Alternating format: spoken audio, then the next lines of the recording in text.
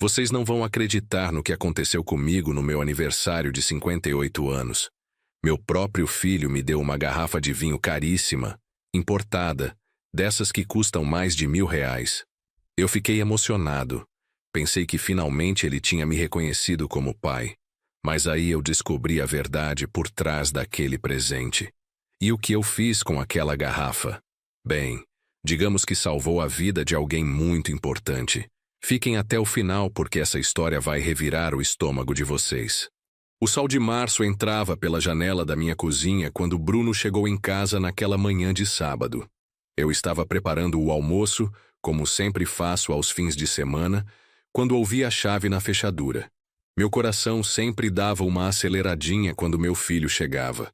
Mesmo aos 28 anos, ele ainda era meu garoto.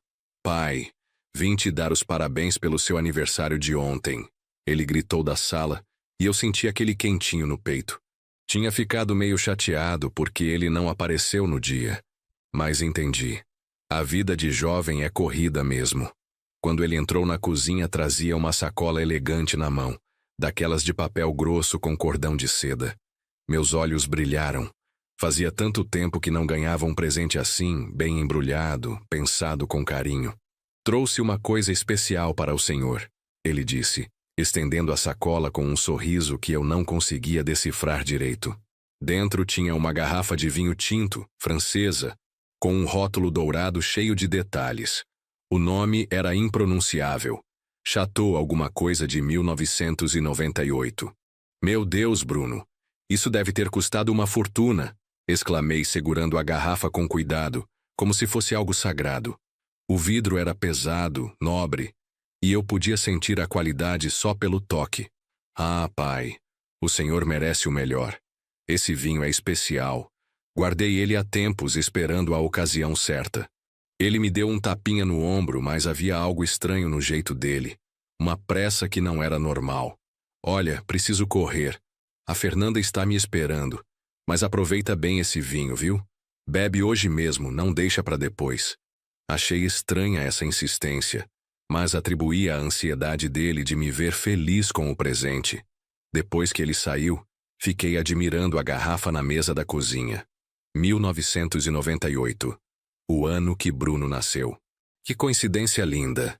Pensei em guardar para uma ocasião especial, mas lembrei do que ele disse sobre beber logo. Sempre fui um homem simples.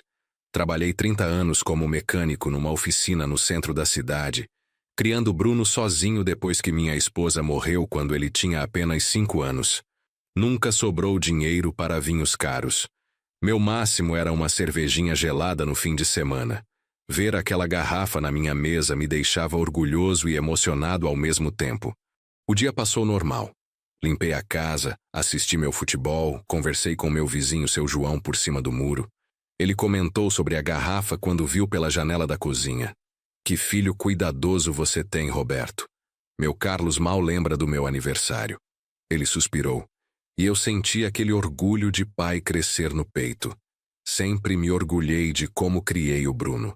Sozinho, sem ajuda de ninguém, trabalhando dobrado para dar educação boa para ele. Paguei faculdade particular, curso de inglês, tudo o que eu não tive na vida. Via naquela garrafa cara a confirmação de que tinha sido um bom pai. À noite, resolvi abrir o vinho. Estava assistindo um filme antigo do Mazzaropi quando a campainha tocou. Era Fernanda, a namorada do Bruno, e ela estava com uma cara péssima, olhos vermelhos, cabelo desarrumado, como se tivesse chorado muito. Seu Roberto, posso entrar? Preciso falar com o senhor sobre uma coisa muito séria. Meu coração disparou. Quando uma nora aparece na sua porta nesse estado, nunca é boa notícia. Servi um café para ela na sala e esperei. Seu Roberto, o Bruno, Ela engasgou nas palavras, as lágrimas voltando aos olhos. Eu descobri uma coisa terrível hoje. Mexendo nas coisas dele, achei umas conversas no celular. Senti um frio na barriga. Que tipo de conversa, filha? Fernanda puxou o celular dela e me mostrou prints de uma conversa do WhatsApp. Era Bruno conversando com alguém chamado Marcão. E quando li as mensagens, o mundo desabou aos meus pés. Cara, hoje é o dia. Vou levar o presente pro velho. Tu tem certeza que vai dar certo? Óbvio, mano. Ele bebe qualquer coisa que eu der. É só esperar fazer efeito. E depois? Depois a casa é minha, o terreno é meu, e eu posso vender tudo e começar vida nova com a grana. Cansei de ficar dependendo dele. Que parada pesada, cara. Mas se é o que você quer, é a única saída. Ele não vai sofrer, vai ser rápido. E todo mundo vai pensar que foi natural, na idade dele. Eu reli as mensagens 3 vezes antes de conseguir processar. Meu filho, meu próprio filho, tinha tentado me envenenar. O vinho, aquele vinho lindo, caro, que eu ia beber achando que era amor. Seu Roberto, o senhor está bem? Fernanda me balançou de leve. Eu estava em choque, olhando para o nada, tentando entender como cheguei a esse ponto. O vinho foi tudo que consegui murmurar. Exato. Tinha que perguntar. O senhor já bebeu? Neguei com a cabeça, ainda atordoado. Fernanda suspirou aliviada. Graças a Deus. Quando vi essas mensagens, saí correndo de casa. Deixei o Bruno no shopping e vim direto aqui. Não consegui ficar calada sabendo disso. Olhei para aquela menina de 25 anos que mal conhecia direito e senti uma gratidão imensa. Ela tinha arriscado o relacionamento dela para me salvar. Por que você fez isso, filha? Vocês estão juntos há 2 anos. Porque isso é errado, seu Roberto. E porque o senhor sempre foi legal comigo, me tratou como família desde o primeiro dia. Eu jamais ia conseguir viver sabendo que podia ter evitado isso. Ficamos ali na sala, um homem destruído e uma jovem corajosa, tentando processar a maldade de alguém que ambos amávamos. O relógio da parede fazia seu tic-tac hipnótico enquanto minha cabeça fervilhava. Fernanda, você tem certeza absoluta que essas mensagens são reais? Não é algum engano, alguma brincadeira de mau gosto? Ela me mostrou mais conversas de dias anteriores, onde Bruno detalhava o plano. Tinha pesquisado sobre venenos que não deixam rastro, sobre como simular uma morte natural em pessoas mais velhas. Estava tudo ali, preto no branco, friamente calculado. A dor no meu peito era física. 58 anos de vida, 23 anos me dedicando a esse menino sozinho, e era assim que ele me retribuía? Lembrei de todas as noites que passei acordado quando ele tinha febre, de todos os empregos extras que peguei para pagar a faculdade dele, de como vendi minha moto para comprar o carro que ele queria. Seu Roberto, a gente precisa decidir o que fazer. Quer que eu chame a polícia? A pergunta me trouxe de volta à realidade. Polícia? Meu filho preso? Por mais que ele tivesse feito isso comigo, ainda era meu filho. E que pai entrega o próprio filho para a polícia? Não, filha, não vou denunciar ele. Mas, seu Roberto, deixa eu pensar numa forma melhor de lidar com isso. Fernanda ficou preocupada, mas respeitou minha decisão. Conversamos até tarde, planejando o que fazer. Decidimos que ela voltaria para casa e fingiria que não sabia de nada. Pelo menos por enquanto. E eu precisava de tempo para digerir tudo e planejar minha resposta. Depois que ela saiu, fiquei sozinho com aquela garrafa maldita na mesa da cozinha. Peguei ela e girei contra a luz, observando o líquido escuro lá dentro. Parecia vinho normal, cheirava a vinho normal. Quem imaginaria que era uma arma? Naquela noite não consegui dormir. Ficou na cama repassando toda a nossa história, procurando sinais que tivesse perdido. Quando Bruno tinha começado a me ver como um obstáculo, em vez de como pai, quando o amor tinha virado ganância, lembrei de conversas recentes onde ele perguntava sobre testamento, sobre os papéis da casa, sobre meus planos para o futuro. Na época achei que era preocupação filial, mas agora via a verdade por trás daquelas perguntas. O telefone tocou às 6 da manhã. Era Bruno. Oi, pai. Como passou a noite? Aproveitou bem o vinho? A frieza na voz dele me arrepiou. Ele estava ligando para confirmar se o plano tinha dado certo. Ah, filho, não bebi ainda não. Tô guardando para uma ocasião especial. Houve uma pausa do outro lado da linha. Mas, pai, vinho bom tem que ser bebido logo, senão perde o sabor. Principalmente esse que é delicado. Tá bom, hoje à noite eu bebo então. Isso. E me liga depois para contar como estava, tá? Quando desliguei, minhas mãos tremiam. Ele realmente queria me matar. Não era paranoia minha, não era mal entendido. Meu próprio filho estava esperando ansiosamente pela minha morte. Passei o domingo inteiro em casa, pensando. Fernanda mandou algumas mensagens perguntando se eu estava bem, e eu respondi que sim, que só precisava de tempo. Bruno ligou mais 2 vezes insistindo no vinho. O plano se forma na segunda-feira. Tomei uma decisão. Não ia denunciar meu filho, mas também não ia fingir que nada aconteceu. Ia usar aquela garrafa contra ele, mas de uma forma que ele jamais esperaria. Lembrei que na semana seguinte era o aniversário do Sr. Carlos, pai da Fernanda. Bruno sempre fazia questão de aparecer nas festas da família dela para causar boa impressão. Que coincidência perfeita seria se aquela garrafa especial aparecesse lá. Mas antes disso, eu precisava ter certeza absoluta do que estava fazendo. Peguei um pote pequeno, despejei uma quantidade mínima do vinho e levei no laboratório onde faço meus exames de rotina. Disse que era para testar se o vinho estava estragado, porque senti um gosto estranho. O resultado chegou na quarta-feira. Arsênico em quantidade letal. Meu filho realmente tinha tentado me assassinar com um dos venenos mais clássicos da história. A técnica do laboratório me perguntou se eu queria fazer um boletim de ocorrência, mas disse que não era necessário, que já estava lidando com a situação.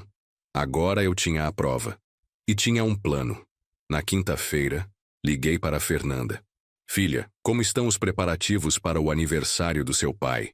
Correndo bem, seu Roberto. Por que pergunta? Tenho uma surpresa para vocês. Vou levar aquela garrafa de vinho que o Bruno me deu. Acho que seria perfeito para comemorar com a família. Houve um silêncio do outro lado. Fernanda entendeu na hora. Seu Roberto, tem certeza disso? Absoluta. É hora do Bruno aprender que as ações têm consequências. A preparação meticulosa.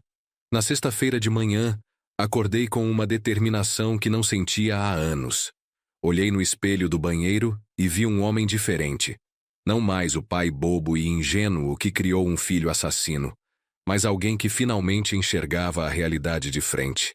Meus olhos tinham uma dureza nova, uma frieza calculada que até me assustou. Passei o dia organizando cada detalhe do meu plano. Primeiro, fui à papelaria do centro e comprei uma caixa de presente elegante. Papel de seda dourado e uma fita vermelha cara. Depois, parei na floricultura e escolhi um cartão sofisticado com desenhos dourados. Com minha melhor letra, escrevi: para o Sr. Carlos, um homem de família exemplar. Com carinho, Roberto. A ironia me queimava por dentro enquanto escrevia. Um homem de família exemplar. Tudo que meu próprio filho nunca seria. De volta em casa, embrulhei a garrafa maldita com todo o cuidado do mundo. Cada dobra do papel, cada volta da fita, era feita pensando no momento em que Bruno veria aquele presente sendo oferecido para outra pessoa. A garrafa que deveria me matar agora se tornaria a lição mais importante da vida dele. Mas eu não era louco. Antes de embrulhar definitivamente, esvaziei todo o conteúdo venenoso no vaso sanitário e lavei a garrafa por dentro 3 vezes com água sanitária. Depois enchi novamente com um vinho comum que comprei no supermercado. Um tinto nacional de R$ 15 que tingiu do mesmo jeito. A garrafa original, com o arsênico, foi parar no fundo de uma lata de tinta vazia que enterrei no quintal dos fundos, onde ninguém jamais a encontraria. Não era burro de deixar evidências por aí. O telefone tocou no meio da tarde. Era Bruno, como eu já esperava. Oi, pai. E aí? Já experimentou o vinho? Ah, filho. Fiz uma pausa dramática. Acabei não bebendo ainda não. Pai! A irritação na voz dele era clara agora. Eu te falei que vinho bom tem prazo. Depois de hoje pode estragar. Relaxa, Bruno. Hoje à noite eu bebo, prometo. Tem certeza? Porque se não quiser, posso buscar aí e levar de volta para a loja. Ri por dentro. Ele estava desesperado, provavelmente já contando com minha morte para resolver os problemas financeiros dele. Não precisa, filho. Hoje, sem falta, eu aproveito seu presente. Quando desliguei, senti uma satisfação estranha. Tecnicamente não estava mentindo. Hoje mesmo aquele vinho seria aproveitado, só não da forma que ele imaginava. À noite liguei para a Fernanda. Filha, amanhã eu vou chegar um pouco mais cedo na festa. Quero ajudar vocês com os preparativos. Claro, seu Roberto. Meus pais vão ficar felizes, mas sobre aquilo que conversamos, pode ficar tranquila. Sei exatamente o que estou fazendo. No sábado, acordei às 6 da manhã. Tomei um banho caprichado, escolhi minha camisa social azul marinho, a mais elegante que tinha, e fiz um penteado impecável no cabelo. Queria estar perfeito para esse momento histórico. Cheguei na casa dos pais da Fernanda às 2 da tarde. Era uma casa simples, mas bem cuidada no bairro Vila Madalena, com um quintal grande cheio de árvores frutíferas. Dona Márcia estava na cozinha terminando de temperar a carne para o churrasco, e Sr. Carlos organizava as mesas no quintal. Roberto, que bom te ver. Dona Márcia me recebeu com um abraço caloroso. Fernanda disse que você ia ajudar hoje. Claro! Trouxe até um presentinho especial para o aniversariante. Mostrei a caixa elegante que carregava na mão, e os olhos de Dona Márcia brilharam. Que capricho! O Carlos vai ficar emocionado. Passei a tarde ajudando nos preparativos. Cortei linguiça para o churrasco, arrumei as mesas, decorei o quintal com balões. Fernanda me ajudava em silêncio, trocando olhares significativos comigo de vez em quando. Ela estava nervosa. Podia ver pelas mãos trêmulas e pelo jeito como mordia o lábio. Os primeiros convidados começaram a chegar às 5 da tarde. Eram cerca de 20 pessoas. Família, vizinhos, alguns amigos do trabalho do Sr. Carlos. Uma festa simples e aconchegante, exatamente como eu gostava. Bruno e Fernanda chegaram às 6. Ele estava de camisa social branca e calça jeans. O cabelo bem penteado, sorriso encantador, a imagem perfeita do genro exemplar. Me cumprimentou com um abraço e perguntou baixinho: "E aí, pai? Dormiu bem ontem?" A pergunta tinha um subtexto óbvio. Ele queria saber se eu tinha bebido o vinho e morrido durante a noite. Dormi ótimo, filho. Nunca me senti tão bem. Vi um lampejo de irritação passar pelos olhos dele, mas o sorriso não saiu do rosto. A festa estava animada. Senhor Carlos, um homem de 62 anos com cabelos grisalhos e sorriso fácil, circulava entre os convidados contando suas histórias de sempre. Trabalhava há 35 anos numa metalúrgica e tinha criado 3 filhos com muito suor e honestidade. O oposto completo do que meu Bruno se tornara. Às 7h30, Dona Márcia anunciou que era a hora dos parabéns. Todos se reuniram ao redor de Sr. Carlos, que estava visivelmente emocionado com tanto carinho. Cantamos parabéns. Ele assoprou as velas. E então começou a abertura dos presentes. Foram vários presentes simples, mas carinhosos. Uma camisa, um livro, um porta-retrato com foto da família, ferramentas para o jardim. Bruno havia levado uma garrafa de uísque nacional. Nada muito especial. Quando chegou minha vez, me levantei solenemente e peguei a caixa elegante. Sr. Carlos, o senhor é um exemplo de pai e homem de família. Merece o melhor que posso oferecer. Entreguei a caixa para ele com uma reverência respeitosa. Bruno me olhava curioso. Não sabia que eu tinha levado presente. Sr. Carlos abriu a caixa devagar, como quem desembrulha algo precioso. Quando viu a garrafa, seus olhos arregalaram. Meu Deus, isso é um chateau. Eu nem sei pronunciar direito. Roberto, isso deve ter custado uma fortuna. Nada é caro demais para pessoas que merecem. Respondi, olhando diretamente para Bruno. Essa garrafa é muito especial. Foi escolhida com muito carinho, pensando em cada detalhe. Bruno estava pálido. Reconheceu a garrafa na hora. Era idêntica àquela que tinha me dado até o rótulo dourado. Mas como eu poderia ter uma garrafa igual? Seus olhos corriam entre mim e a garrafa, tentando entender. Pai, ele me chamou baixinho. Posso falar com o senhor um minutinho? Claro, filho. Nos afastamos um pouco do grupo, perto da cerca do quintal. De onde o senhor tirou essa garrafa? A voz dele tremia levemente. Ah, essa garrafa tem uma história interessante. Respondi com calma. Ganhei de alguém muito especial, alguém que se preocupa muito comigo, mas achei que seria melhor compartilhar com pessoas que realmente merecem. Mas pai, isso é muito caro para dar de presente assim. Bruno, o interrompi olhando fundo nos olhos dele. Aprendi que objetos valiosos só têm sentido quando estão nas mãos certas.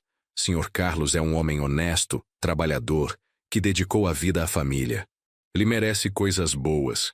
A mensagem estava clara. Bruno entendeu perfeitamente o que eu estava dizendo, e o desespero começou a aparecer no rosto dele. Voltamos para o grupo onde Sr. Carlos ainda admirava a garrafa.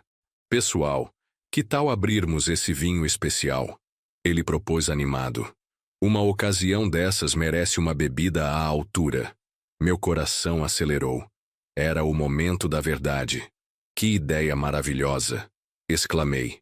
Tenho certeza de que é um vinho inesquecível. Bruno se adiantou rapidamente. Seu Carlos, melhor guardar esse vinho para uma ocasião ainda mais especial. Vinho dessa qualidade precisa de cuidados especiais para abrir. Bobagem! Sr. Carlos riu. Vinho é para ser bebido com amigos. Márcia, traz o saca-rolhas. Não! Bruno quase gritou e todo mundo olhou para ele surpreso. Ele tentou se recompor.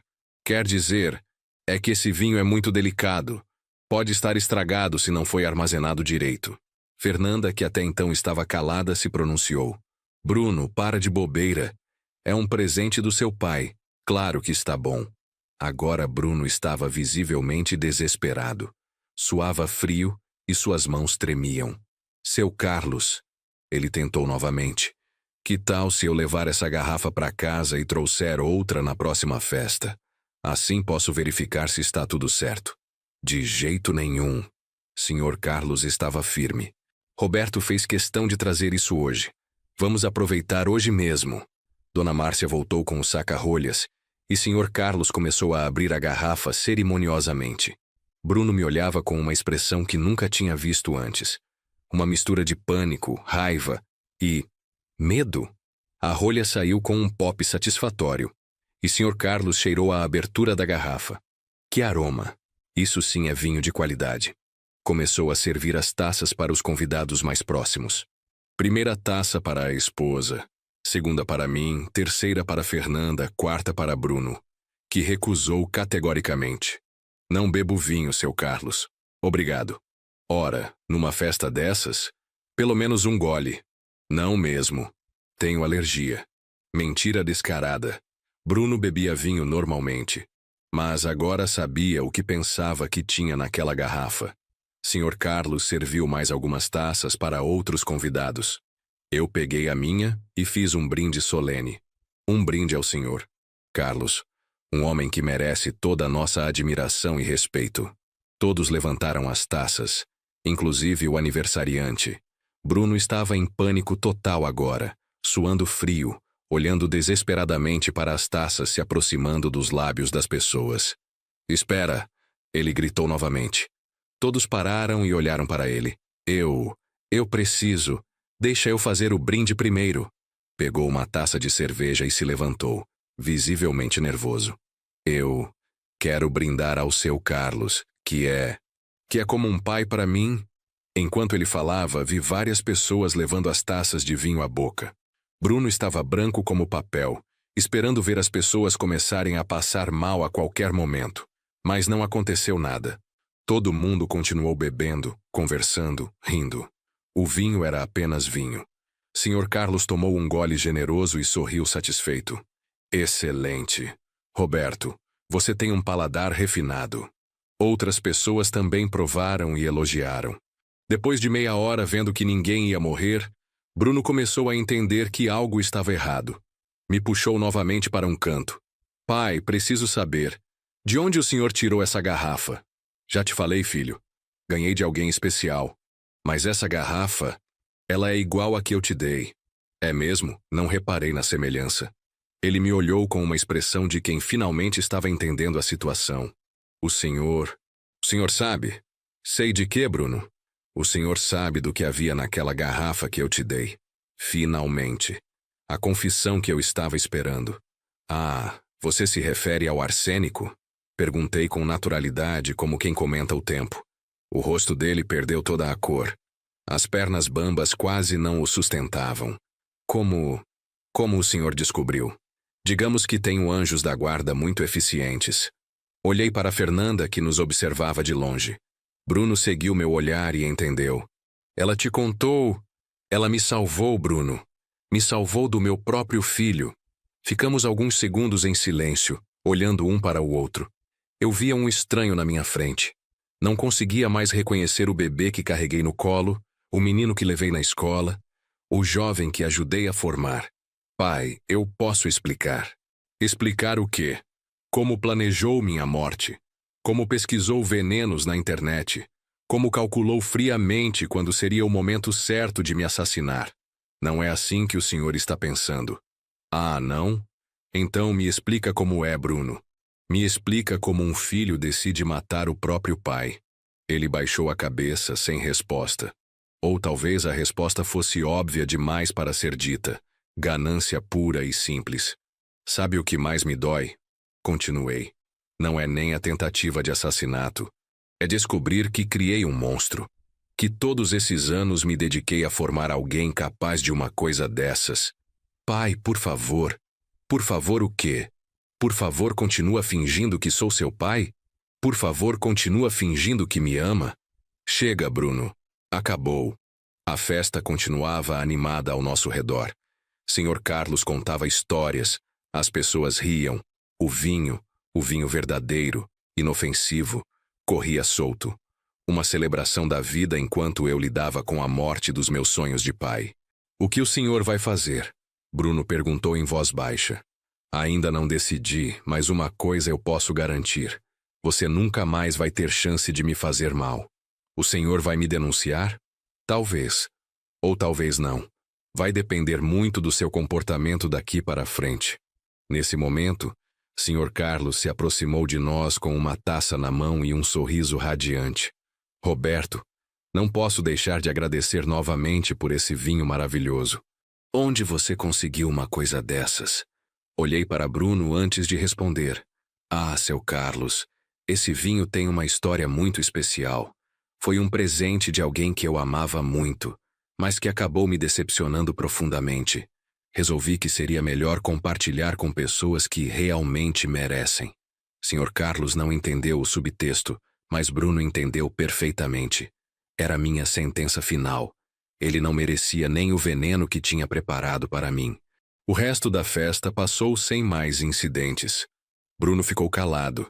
Praticamente não falou com ninguém. Fernanda tentava disfarçar a tensão, mas eu via que ela estava apreensiva. Os outros convidados não perceberam nada. Continuaram comemorando normalmente até tarde da noite. Quando a festa estava terminando, me despedi de todos calorosamente. Sr. Carlos me agradeceu mais uma vez pelo vinho, e Dona Márcia me fez prometer que voltaria em breve. Bruno se ofereceu para me levar em casa, mas recusei. Obrigado, filho, mas vou de táxi mesmo. Pai, a gente precisa conversar. Amanhã, Bruno. Hoje já foi o suficiente. No táxi de volta para casa, olhei pela janela as ruas iluminadas da cidade. Me sentia estranhamente em paz, como se tivesse fechado um ciclo importante da minha vida. Não era o pai ingênuo de ontem. Era um homem que tinha olhado o mal de frente e não se deixado destruir por ele.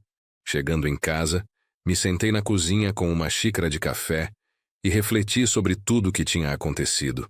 Em menos de uma semana, minha vida tinha virado de cabeça para baixo.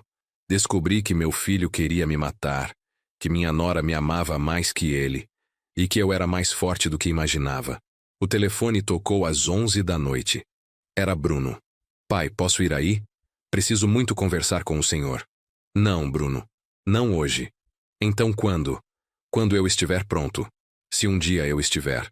Pai, por favor. Boa noite, Bruno. Desliguei o telefone e fui para o quarto. Deitei na cama, mas o sono não veio. Ficou pensando no que faria daqui para frente.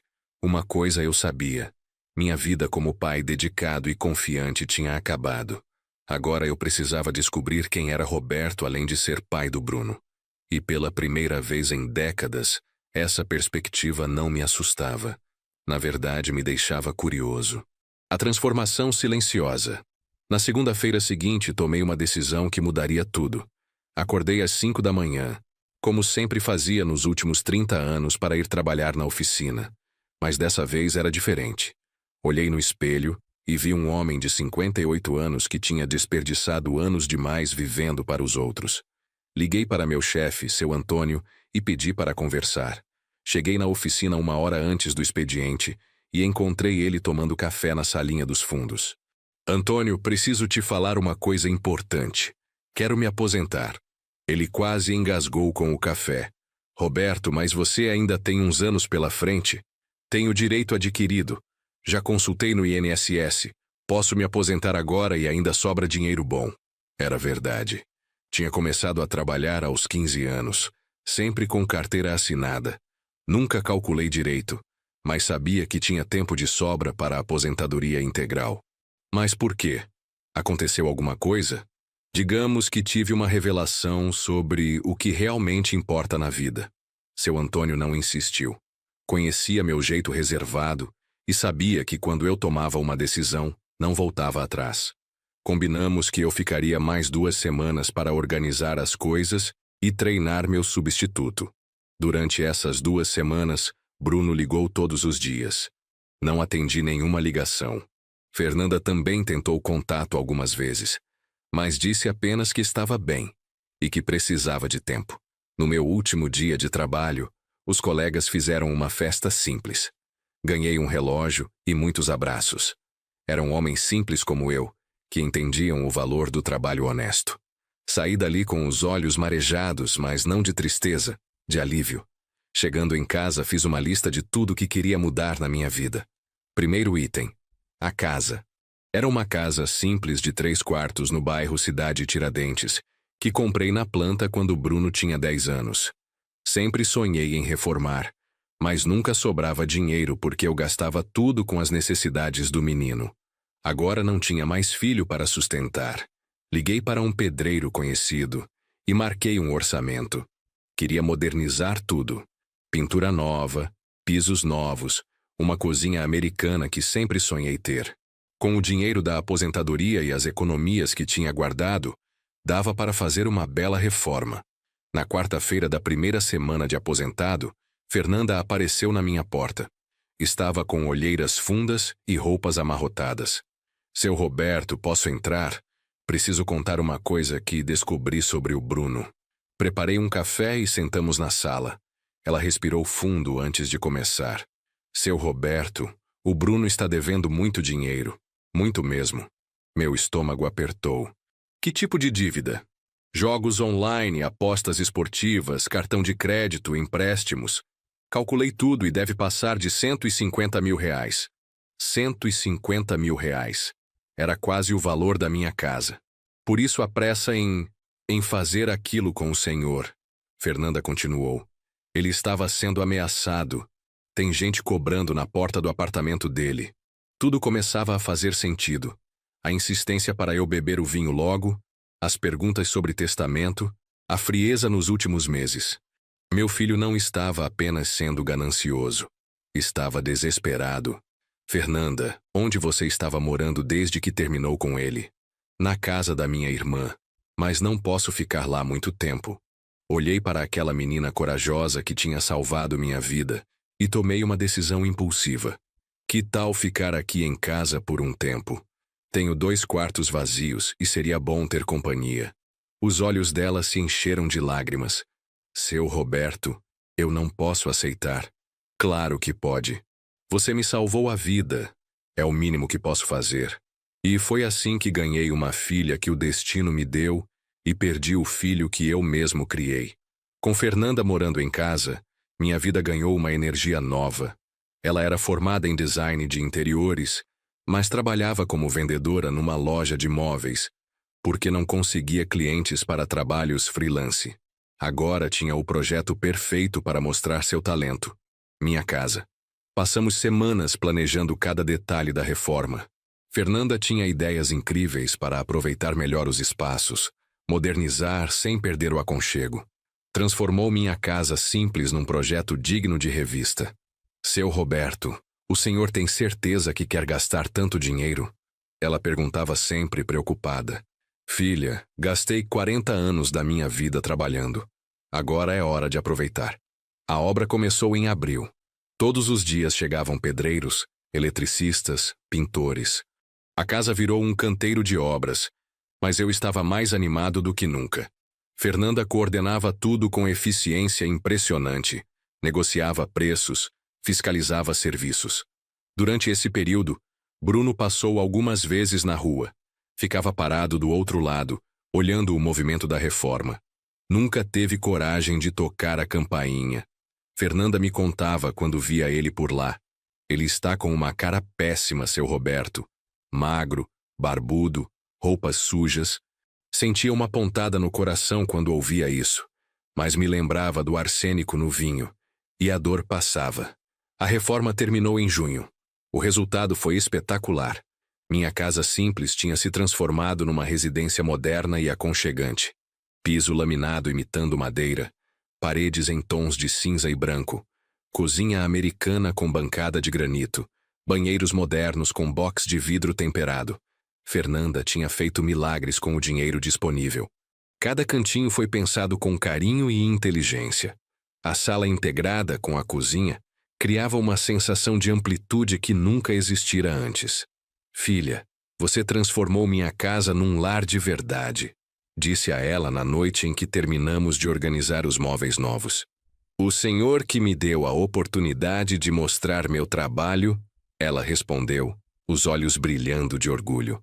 Foi quando tive outra ideia. Fernanda, que tal montarmos um negócio juntos? Como assim? Você tem talento, eu tenho tempo e algum dinheiro guardado. Podemos abrir um escritório de design de interiores. Você seria a arquiteta.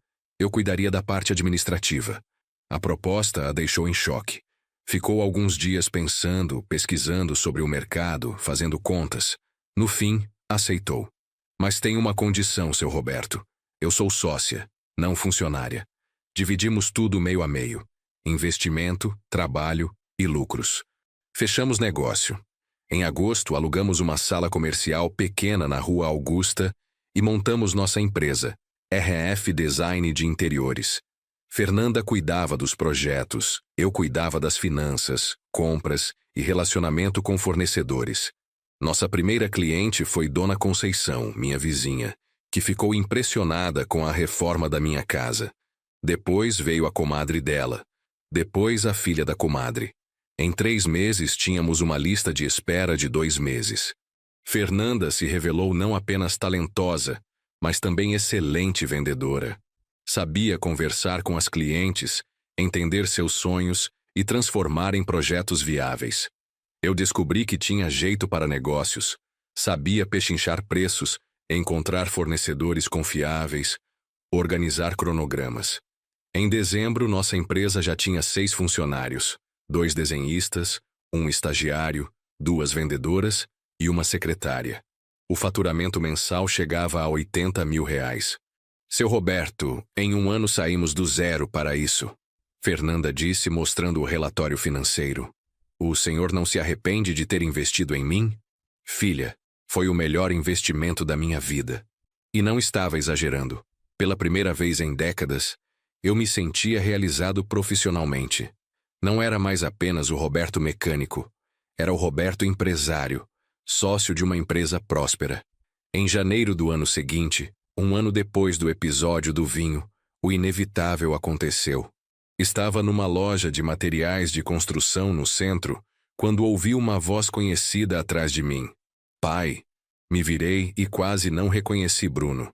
Estava magro demais, com olheiras fundas, barba mal feita, roupas velhas e sujas. Parecia ter envelhecido 10 anos em 12 meses. Bruno. Ficamos parados ali no meio da loja. 2 homens que um dia foram pai e filho, agora estranhos um para o outro. Pai, eu queria muito falar com o senhor. Fala. Aqui não. Podemos ir tomar um café? Contra meu melhor julgamento, aceitei. Fomos para uma lanchonete próxima e sentamos numa mesa afastada. Pai, eu sei que não tenho perdão para o que fiz, mas preciso que o senhor entenda que eu estava desesperado. Desesperado por quê? Dívidas. Muitas dívidas. Gente ameaçando quebrar minhas pernas, falando em sequestrar a Fernanda. Eu não sabia mais o que fazer. E a solução que você encontrou foi me matar? Ele baixou a cabeça. Eu sei que foi terrível. Mas eu pensei, o senhor já viveu bastante. Eu ainda tenho a vida toda pela frente. A frieza daquelas palavras me gelou o sangue. Mesmo um ano depois, mesmo arrependido, ele ainda achava que minha vida valia menos que a dele.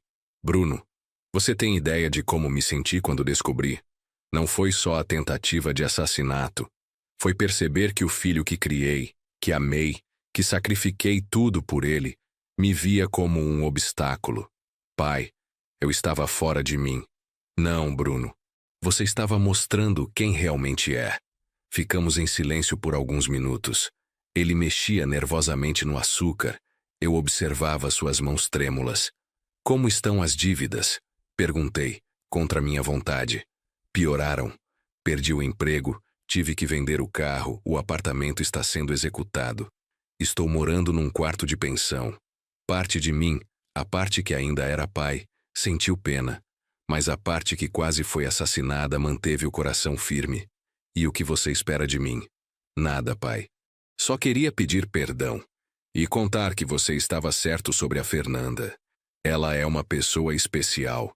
Espero que esteja tratando ela bem. Melhor do que você tratava. Ele engoliu o insulto em silêncio. Pai, posso fazer uma pergunta? Como o senhor descobriu sobre o veneno? A Fernanda me contou. Ela viu as mensagens no seu celular. E o senhor não me denunciou por quê? Pensei na resposta por um longo tempo. Porque ainda era meu filho, e porque queria que você vivesse com o peso do que fez. Bruno se levantou para ir embora, mas eu o detive.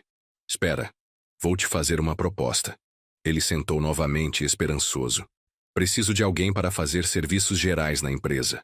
Limpeza, organização, entrega de materiais. Pago 2 salários mínimos. Os olhos dele brilharam. Pai, o senhor faria isso por mim? Não é por você. É por mim. Para ver se ainda existe salvação para o homem que criei. Eu aceito. Quando posso começar? Amanhã. Mas tem condições. Primeira, você não é meu filho no trabalho. É apenas um funcionário. Segunda, qualquer deslize, qualquer mentira, você está fora. Terceira, você vai pagar suas dívidas com seu próprio dinheiro, no seu tempo. Não espere ajuda financeira minha. Concordo com tudo.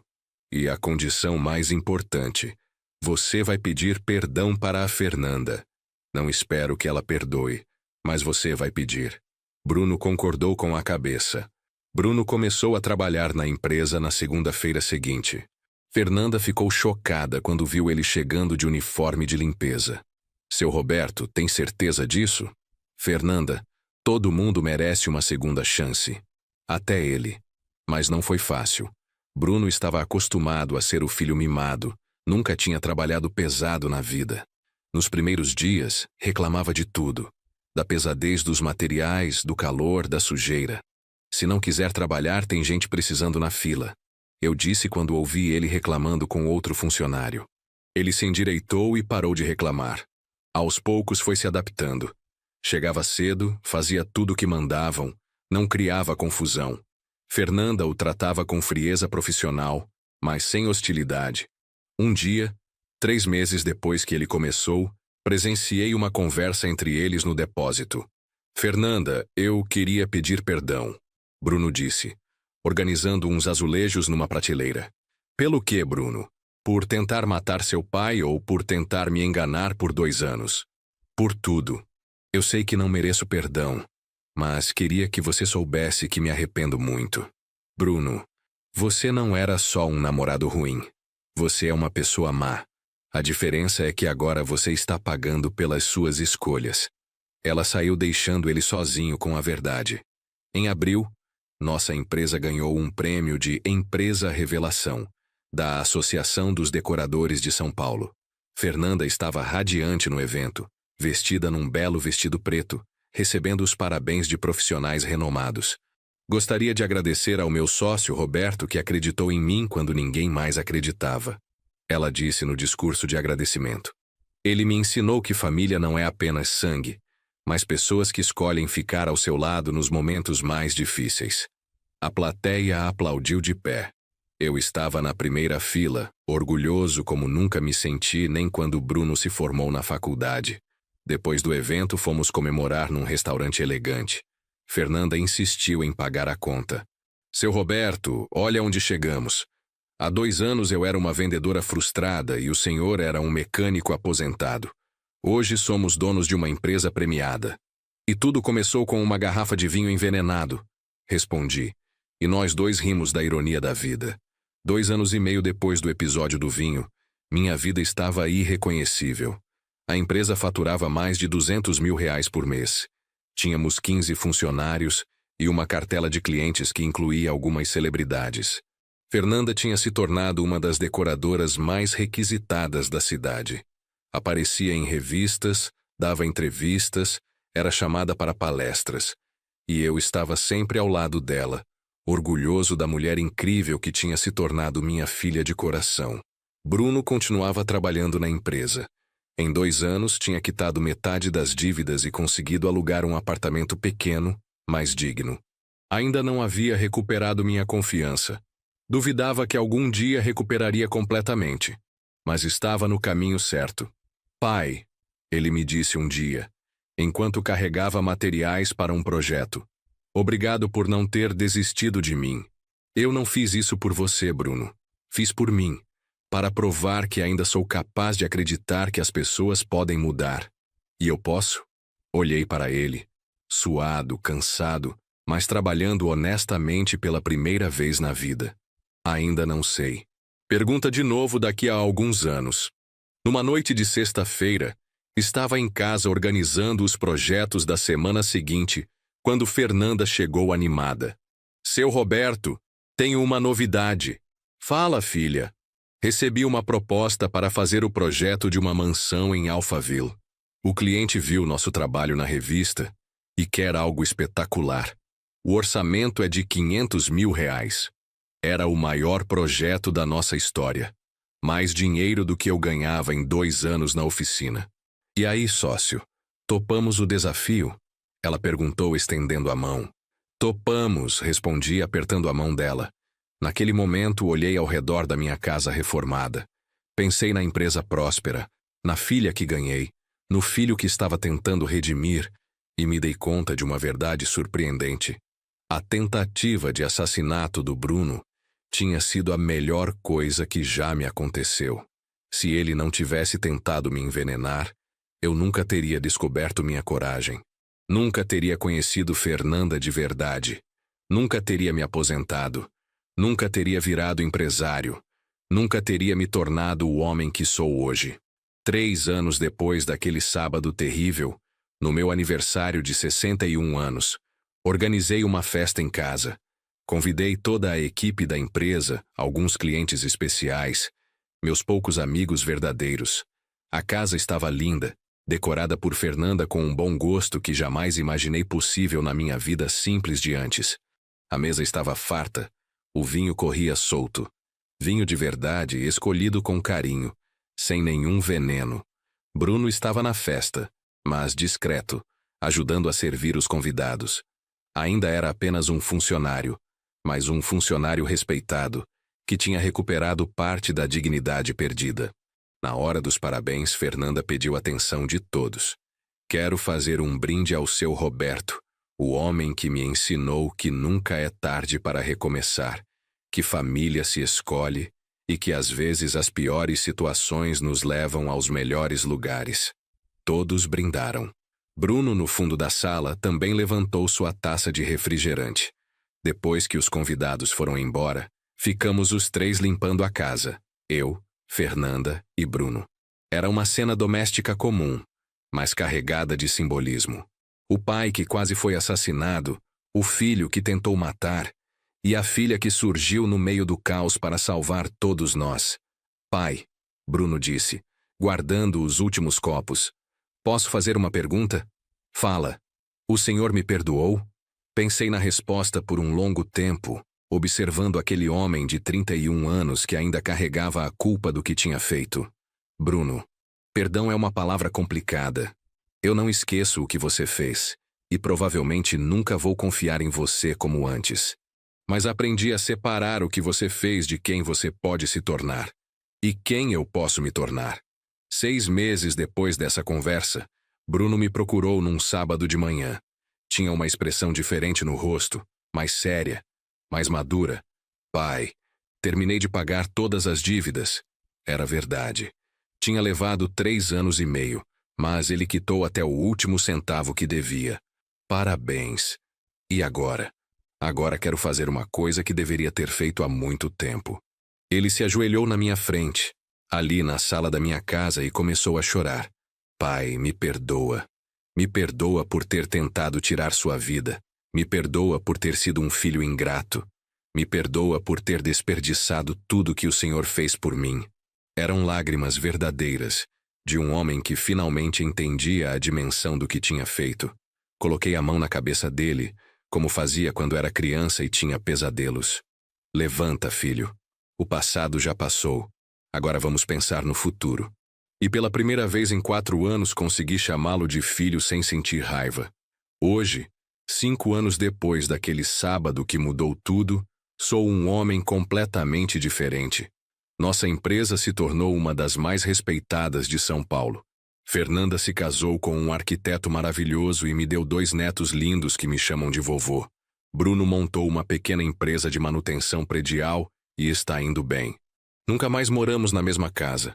Nunca mais temos aquela intimidade de pai e filho que tínhamos antes, mas construímos uma relação nova, baseada no respeito mútuo e na compreensão de que ambos mudamos. Às vezes, quando estou sozinho em casa, olho para aquela mesa da cozinha onde um dia esteve uma garrafa de vinho envenenado e penso em como a vida é imprevisível. A tentativa de me matar me deu vida nova. A perda de um filho me deu uma filha melhor. A traição me ensinou a confiar nas pessoas certas. Se alguém me perguntasse se valeu a pena passar por tudo isso, eu responderia sem hesitar. Valeu cada momento de dor, cada noite de insônia, cada lágrima derramada, porque me trouxe até aqui, até esse homem que sou hoje, até essa vida que construí com minhas próprias mãos. E se o Bruno de hoje me trouxesse uma garrafa de vinho de presente, eu beberia sem medo. Não porque confio cegamente nele, mas porque aprendi que não se pode viver com medo do que pode acontecer. A vida é para ser vivida, não para ser temida. Essa é minha história. A história de como quase morrer me ensinou a viver de verdade. Pessoal, essa história me mexeu muito ao contar para vocês. É incrível como às vezes as situações mais terríveis da nossa vida podem nos levar aos lugares mais maravilhosos. Se vocês gostaram dessa história, por favor, se inscrevam no canal, deixem seu like e compartilhem com outras pessoas que precisam ouvir que nunca é tarde para recomeçar.